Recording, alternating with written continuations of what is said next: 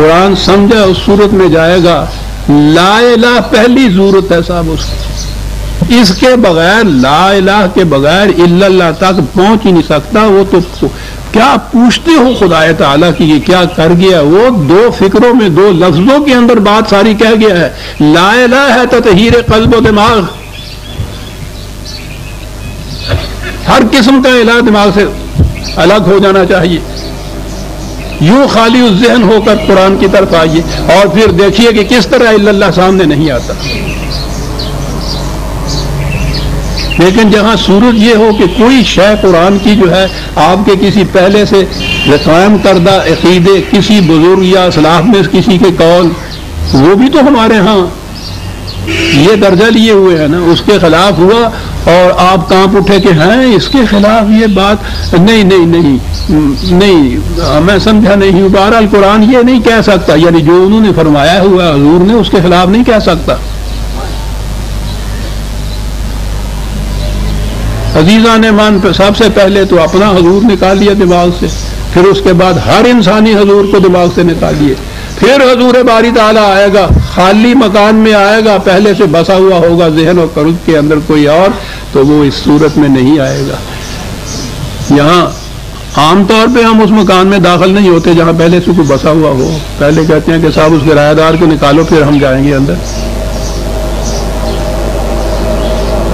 قرآن اور اس کے بعد اگلی بات عزیزان ایمان، جب آپ کسی فرقے سے متعلق ہو جائیں گے تو قیامت تک قرآن سمجھ میں نہیں آئے گا. اسلام تو وہ ہوگا جو اس فرقے کے معتقدات ہیں، انہیں آپ چھوڑ ہی نہیں سکتے.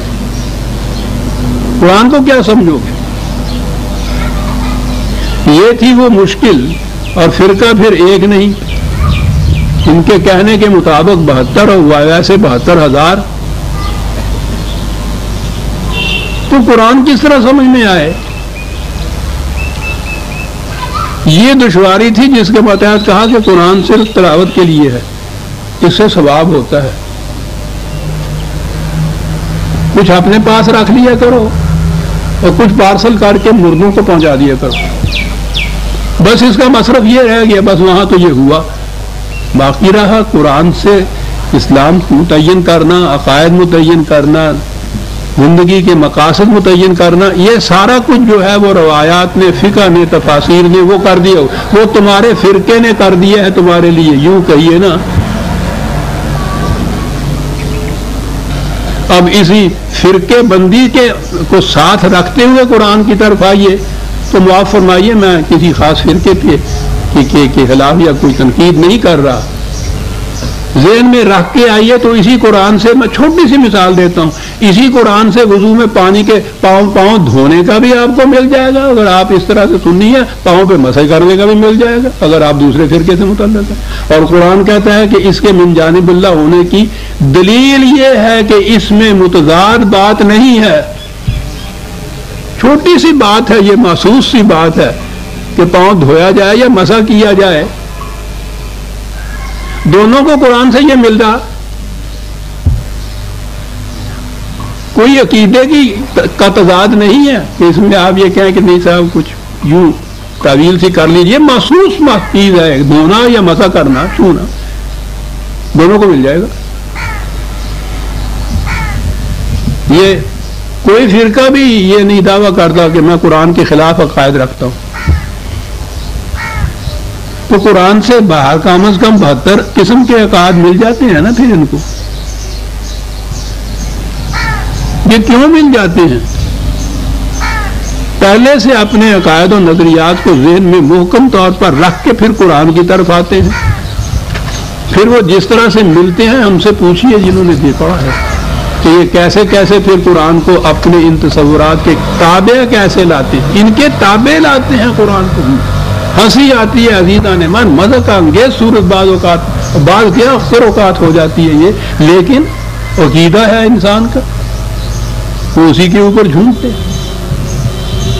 قطعاً نہیں سمجھ میں آ سکے گا. عزیزان ایمان یہ سن رکھیے، نہ قرآن سمجھ میں آئے گا، نہ آپ کے ہاں کوئی اسلامی نظام قائم ہوگا جب تک آپ قرآن کی طرف ان تمام تصورات کو الگ کر کے نہیں آئیں گے.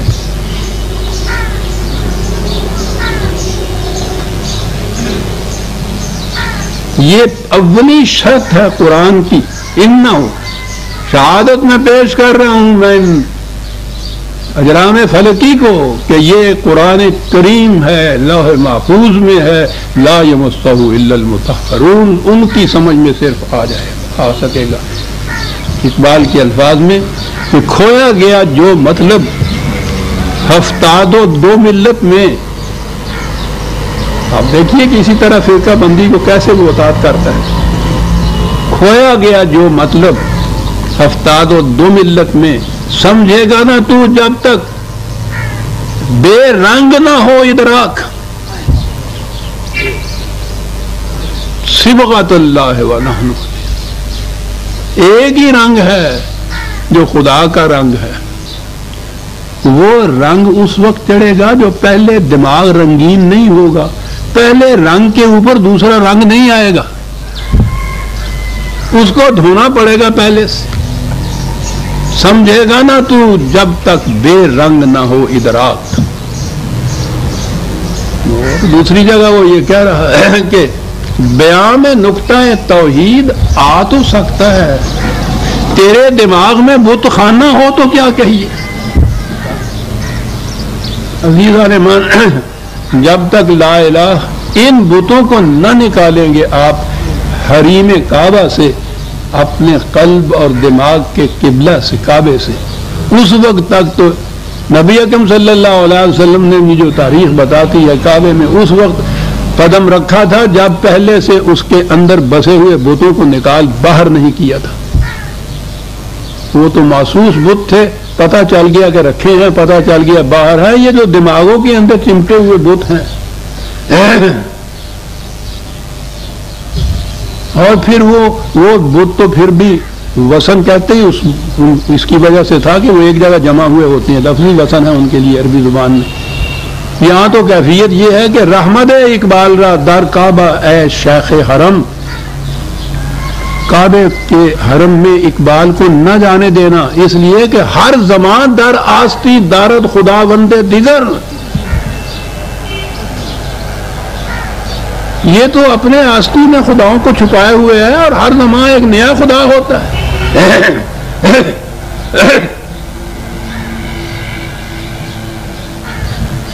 می تراشد فکر ما ہر دم خدا بندے دیگر، میری فکر ہر وقت ہر آن ایک نیا خدا تراشتی ہے۔ رست از یک بند تا افتاد در بندے دیگر، ایک خدا کی زنجیر سے چھٹکارا ہوتا ہے، دوسرے کی زنجیر میں پھنس جاتا ہوں میں۔ تو جب قلب و نگاہ کی صورت یہ ہو انسان کی کہ ہر دم ایک نیا خدا ہے، تو پھر قرآن کیسے سمجھ معاف رکھیے گا۔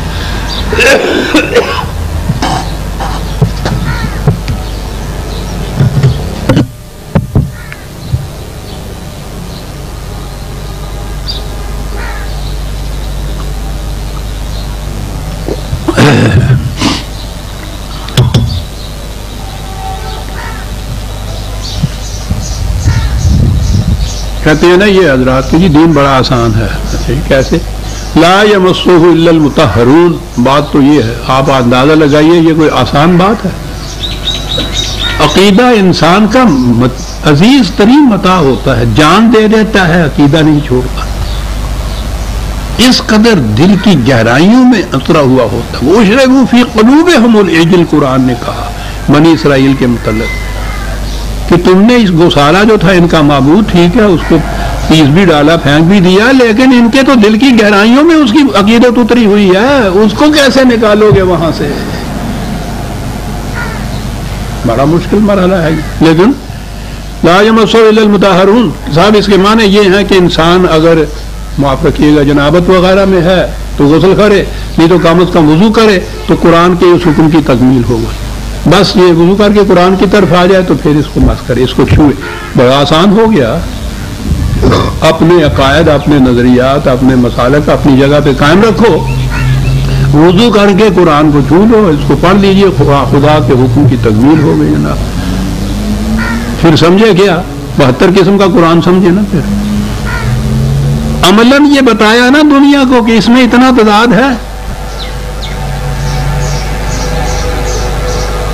دعویٰ من جانب اللہ ہونے کا یہ ہے قرآن کا کہ یہ اگر یہ خدا کے سوا کسی اور کی طرف ہوتا لوجدوا فیہ اختلافا کثیرا،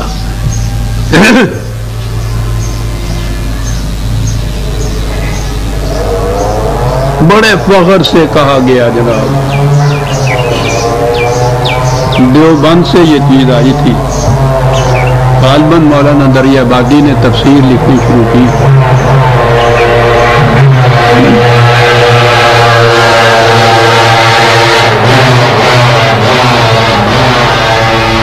خوب سے دارالعلوم دیوبند کے تذکرہ میں یہ چیز جو تبصرہ آیا اس میں یہ تھا کہ اس وقت تک قرآن کی جو تفسیریں عام طور پر یا ترجمے بھی کیے گئے تھے وہ عام طور پر شافعی نقطہ نگاہ سے، مالکی نقطہ نگاہ سے کیے گئے تھے، ہم پڑھنے پہ مجبور تھے، کیا کرتے، پڑھا جاتا۔ للہ الحمد کہ اب ایک خالص حنفی نقطہ نگاہ سے قرآن کا ترجمہ آ گیا ہے، قرآن کا حنفی ترجمہ۔ چلے ہیں قرآن سمجھنے، بڑے خوش تھے۔ قرآن نے یہ کہا ہے نا کہ جب ان کے سامنے خدائے واحد کا ذکر کرو تو ان کے سینے پہ سانپ لوٹنے لگ جاتا ہے، اور جب اس کے سوا کسی اور کا کرو ہم یستبشرون، باتیں کھل جاتی ہیں۔ سبحان اللہ، حنفی ترجمہ جناب، جی جشن منا رہے ہیں، حنفی ترجمہ، شافعی ترجمہ، قرآن سمجھنے جا رہے ہیں۔ وہ قرآن تو یہ کہتا جی باوضو ہے ہم، وہ تو حکم ہوگی نہیں، تعمیل لا یمسہ الا المطہرون۔ نہیں عزیزان من، عشق کا تقاضا، با سایہ ترا نمی پسندم، عشقس تو ہزار بدگمانی، توحید یہ میں تو تیرے ساتھ تیرا سایہ بھی نہیں دیکھنا چاہتا، عشق کی بدگمانیوں کو تم کیا جانو۔ توحید خالص والا تو اس کے ساتھ اس کے سایہ کو بھی پسند نہیں، لا یمسہ الا المطہرون۔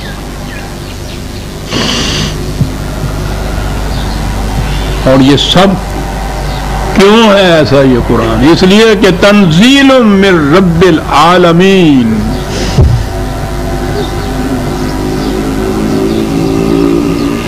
اس رب کی طرف سے ہے جو کسی فرقے کا، کسی گروہ کا، کسی قوم کا، کسی نسل کا رب نہیں ہے، عالمین کا رب ہے۔ عالمین کا جو رب ہے اس کی دی ہوئی کتاب کے اندر تفرقے کے کیا معنی صاحب، کہ وہ حنفی کا ہو اور وہ شافعی کا ہو، وہ تو عالمین کے لیے ہے۔ قرآن جو ہے تنزیل رفتہ رفتہ نازل ہوا بتدریج آیا ہوا اور پھر جمع ہو گیا ایک، یہ ہے قرآن۔ فلا اقسم بما هو واقع النجم، میں ستاروں کی گردش کو شہادت میں پیش کرتا ہوں کہ یہ ہے قرآن۔ تنزیل من رب العالمین، اور آگے بات یہ سب کچھ کہہ کے قرآن کے متعلق کہا کہ افا بہذا الحدیث انتم مدہنون، اور کہا اس قسم کی کتاب سے تمہاری کیفیت یہ ہے۔ لفظ کیا بات یہاں آئی ہے صاحب، مدہنون، دہنیت کہتے ہیں یہ جو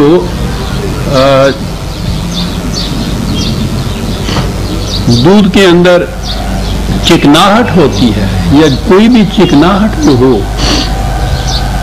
وہ ہوتا ہے دہن۔ کسی فرش کے اوپر کہیں تھوڑا سا دودھ گر گیا ہو، اس پہ سے آپ معلوم نہ ہو، اس پہ چل کے دیکھیے وہ جاتا ہے پھسل کے آدمی، چکناہٹ جو ہوتی ہے اس سے پھسلتا ہے انسان۔ اسی لیے ان عربی زبان والوں نے بات تو یہاں تھی چکناہٹ کی، اس کے بعد پھر مداہنت، آپ کو معلوم ہے نا لفظ ہم بھی استعمال کرتے ہیں، اس کے معنی کمپرومائز کرنا ہوتا ہے، پھسل جانا ہوتا ہے اپنے مقام سے۔ حق کے معنی ہوتے ہیں جو پہاڑ کی طرح اٹل ہو، کسی طرح بھی اپنے مقام سے ادھر ادھر ہٹے نہیں، پھسلے نہیں۔ چنانچہ نبی اکرم صلی اللہ علیہ وسلم کے متعلق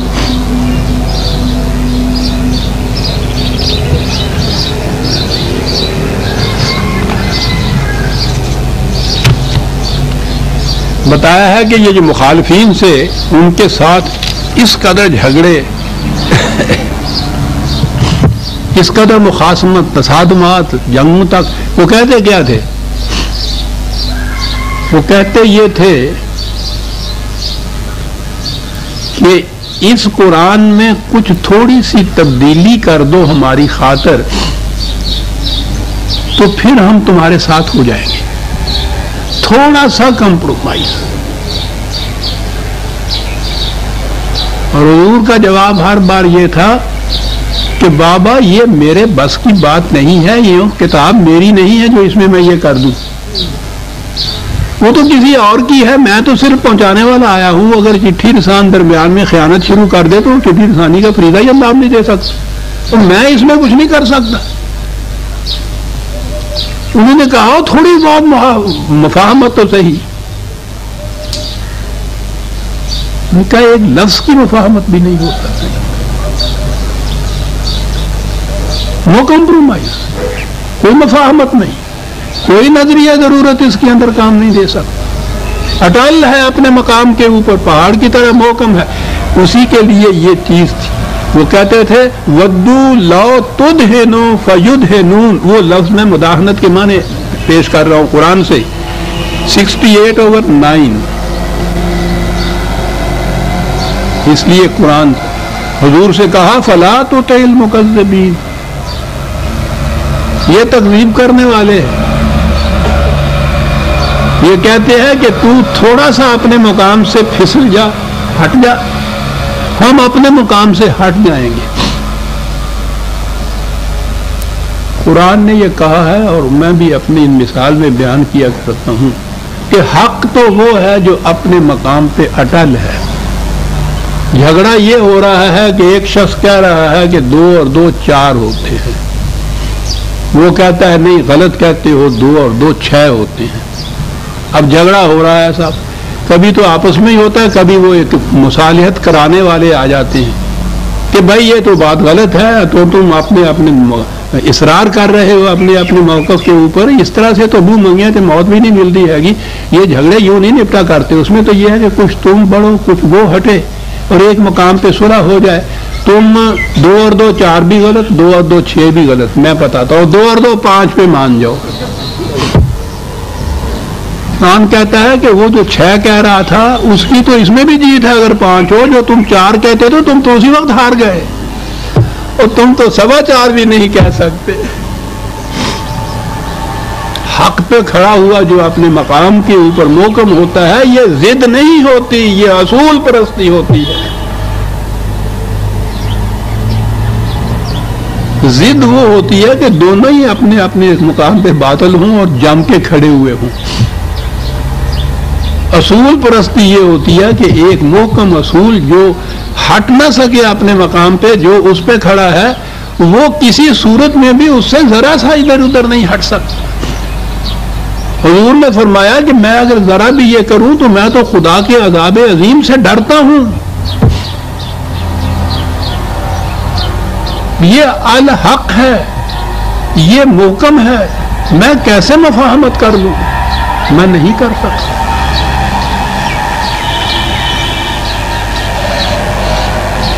یہ جو شرکت ہے، ہاں پھر اقبال آ گیا کہ باطل دوئی پرست ہے، حق لا شریک ہے، شرکت میں آنا ہے، حق و باطل نہ کر قبول۔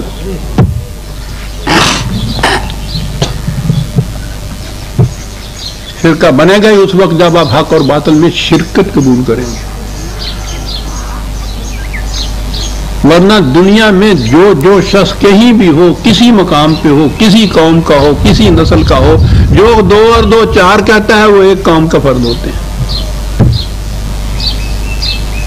وہ اپنے ہی گھر کے اندر اگر 2 اور 2 4 کہنے والا ہے تو اس کے ساتھ مشارکت نہیں کرتے، وہ شرکت میں آنا ہے، حق و باطل ہو جائے گا، وہ نہیں کریں گے۔ یہ جو شرکت کرنے والے ہیں یہ وہ ہوں گے کہ جن کے ہاں حق ہوگا ہی نہیں، پھر آج اس کے ساتھ شرکت میں آنا ہے، کل اس کے ساتھ کر دیا، کوئی اعتبار ہی نہیں اس کا۔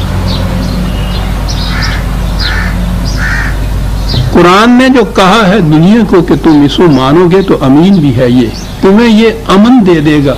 آپ سوچئے یہ امن کیا ہے قرآن کی طرف سے، کہ یہ ہے ایک ضابطہ قوانین ہمارا، یہی آئین ہے، یہی قوانین کا ضابطہ ہے، یہی مسلک ہے، یہی مذہب ہے. اس کو سمجھ سوچ کر دیکھ لو، پرکھ لو، عقل و بصیرت کی روح سے اس کو دیکھو. اگر تمہارا دل ٹھک جائے، سمجھ میں بات آ جائے کہ یہ صحیح ہے، اسے تسلیم کر لو. تسلیم کرنے کے بعد تمہیں معلوم ہو جائے گا کہ یہ جسے اسلامی نظام یا اسلامی مملکت کہتے ہیں وہ اس کے مطابق احکام نافذ کرے گی، اس کے مطابق جو تم نے سمجھ لیا ہے.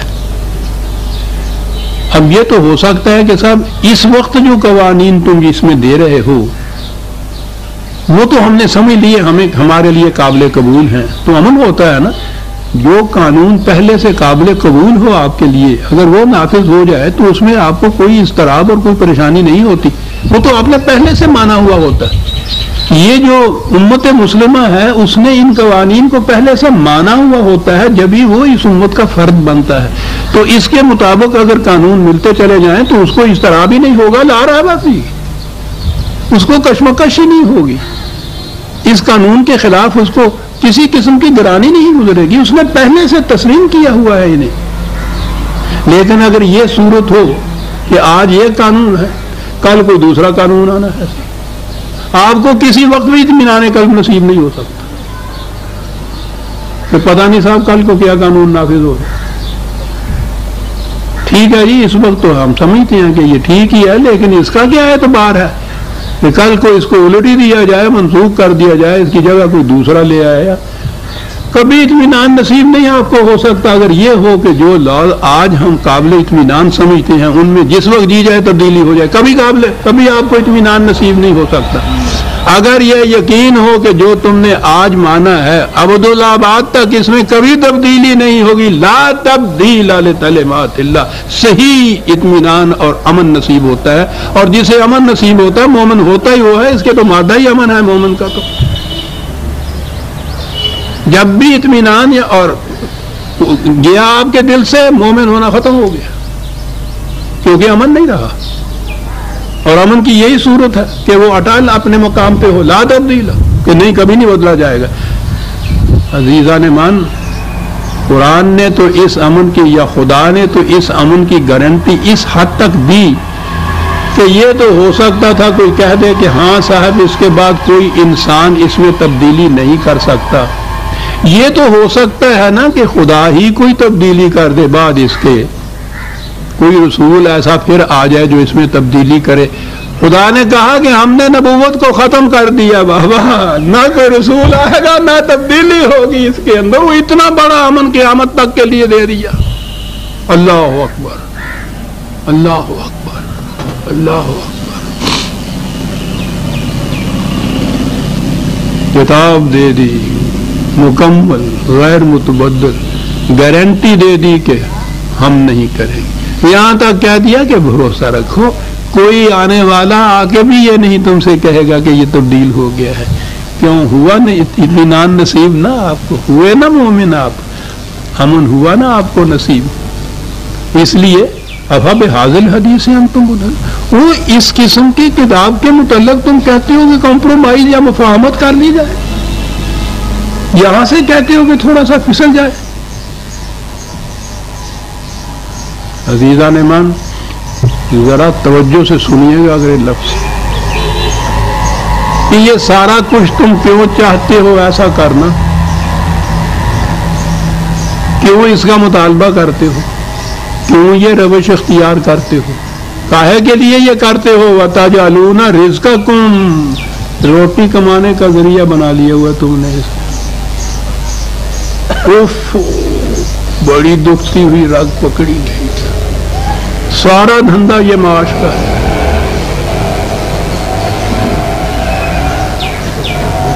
یہ جو تم اپنے فرقے کے ساتھ چمٹے ہوئے ہو ہے کیا بات جناب؟ اس محلے کے اندر ایک مسجد، اس مسجد کے اندر فلاں حنفی قسم کے امام وہ امامت کرا رہے ہیں سر. دوسرے عقیدے کا کوئی آ گیا، انہیں کہ ہاں کا بریلوی حنفی جو آ گیا، اب اس مسجد کے اندر تو وہ بیٹھا ہوا ہے، اس کی قسم کی نماز پڑھائی جا رہی ہے، یہ کیا کرے؟ تعلیم یہ دی جاتی ہے 9-10 سال عزیزان مان ان طالب علموں کے ان دارالعلوموں کے اندر بسر ہو جاتے ہیں، 9-10 سال۔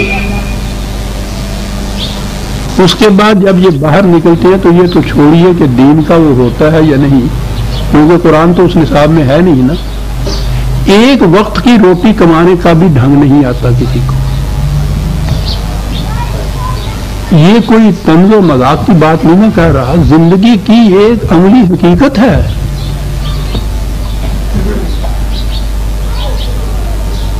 کیا کہے گا یہ؟ صاحب کے بچے تو ہیں نہیں، مٹی کھا کے گزارا کر لیں گے۔ وہ ایک مسجد تھی، اس میں وہ بیٹھا ہوا، اس کا رزق وہاں لگا ہوا، یہ کیا کرے وہاں؟ پھر یہ وہاں کہے گا ان کو کہ یہ جو نماز تمہیں پڑھا رہا ہے نا، یہ صحیح نہیں ہے، باطل ہو رہی ہیں تمہاری نمازیں، صحیح نماز جو ہے وہ میرا فرقہ پڑھائے گا۔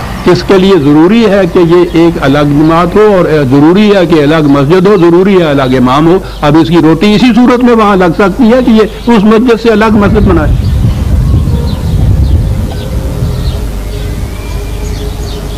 آپ نے کبھی غور کیا کہ جب پاکستان بنا ہے تو اس خطے کے اندر اتنا ہی جو اب پاکستان ہے، اس میں کتنی مساجد، کتنے دارالعلوم، کتنے مکاتب تھے؟ ذرا گن کے دیکھو تو، اور آج ذرا دیکھو تو صحیح، گن رہنے کے اتنے گھر نہیں جتنے یہ مسجدیں مکتب بن گئے۔ کیوں؟ ہر سال کم از کم انہی کی گنتی کے مطابق 9-10 ہزار نکلتا ہے طالب علم اس میں سے پاس ہو گئے۔ کوئی کاروبار نہیں جانتا، کوئی دھندا نہیں جانتا، رزق کمانے کا کوئی ذریعہ نہیں ہے، اور یہی ایک ذریعہ ہے۔ تشکیل پاکستان کے بعد میں نے یہ پہلی بات کہی تھی کہ جتنے ہم لوگ وہاں سے پناہ گزین جن کو کہا کرتے تھے، وہاں سے یورش کر کے ادھر آئے ہیں، ہجوم کر کے جو آئے ہیں، یہاں ایسے ایسے وسائل موجود ہیں کہ ان کو دے دیے جائیں گے تو کچھ دقتیں تو ہوگی، لیکن تھوڑے سے وقت کے بعد یہ محنت مشقت کر کے اپنی اپنی جگہ یہ پاؤں ٹکا لیں گے، ان کی روٹی کا انتظام ہو جائے گا۔ میں نے کہا تھا ایک گروہ ایسا ہے جس کے لیے یہ ممکن نہیں، اور وہ ہے یہ علماء حضرات کا گروہ۔ یہاں جو آئے ہیں تو جتنی مساجد ہیں ان میں تو پہلے سے موجود ہیں ائمہ خطیب، وہ تو آپ کسی کو دے نہیں سکتے۔ ہندوؤں کے، سکھوں کے، عیسائیوں کے جو پرستش گاہیں ہیں، مندر ہیں، گرجے ہیں، وہ الاٹ کر نہیں سکتے۔ یہ کہاں جائیں گے؟ یہ کیا کریں گے؟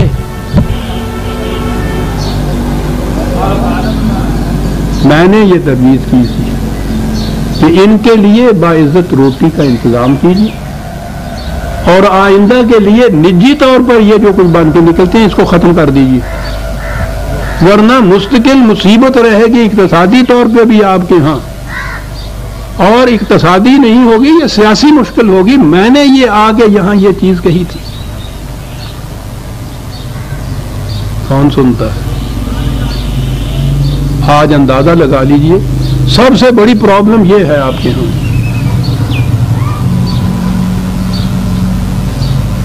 تو یہ کس طرح سے ہوا؟ میں نے کہا فرقہ تو بنا ہی اس طرح سے کہ پھسلے، مداہنت، قرآن کے اڈل مقام سے تھوڑا سا پھسلے گا تو ایک نیا فرقہ بنے گا نا۔ وہ ادھر کو پھسلا، یہ ادھر کو پھسلا، وہ ادھر کو پھسلا۔ مدہنون وَتَجْعَلُونَ رِزْقَكُمْ، کہتا ہے کہ قرآن کو ذریعہ رزق بنا رہے ہو اور اس میں مداہنت برت کے پھر یہ ان چیزوں کو کر رہے ہو، یہ چیز ایمان نہیں۔ أَنَّكُمْ تُكَذِّبُونَ، زبان سے مان رہے ہو، عملاً جھٹلا رہے ہو قرآن کو۔ قرآن کو ماننے کے مدعی اگر مختلف فرقوں میں بٹے ہوئے ہیں عزیزان ایمان، اس سے بڑی تکذیب نہیں قرآن کی، وہ فرقے کو شرک قرار دیتا ہے۔ آپ کہتے ہیں کہ یہ ہر فرقہ قرآن کے مطابق ہے، اس سے بڑی تکذیب اور کیا ہو سکتی ہے؟ قرآن اس کو بھی تائید کرتا ہے، اس کی بھی تائید کرتا ہے، اس کو بھی دلال دیتا ہے، اس کو بھی دلال دیتا ہے، نچا رہا ہے ان کو، تو کہنے لگے یہ قرآن ہے۔ کہا قرآن کی تکذیب ہے یہ جو تم کر رہے ہو، ستاروں کی دنیا میں یہ تکذیب نہیں تم پاؤ گے۔ قسم ہے مجھے ان ستاروں کے آسمان کی، اس میں یہ تکذیب نہیں، اس لیے کہ وہاں مداہنت نہیں ہے، وہاں فرقے نہیں ہیں، انہوں نے اس کو ذریعہ معاش نہیں بنانا۔ انتم تکذبون، آیتیں تو چاندی ہیں لیکن نہیں، بہرحال وقت ہو گیا۔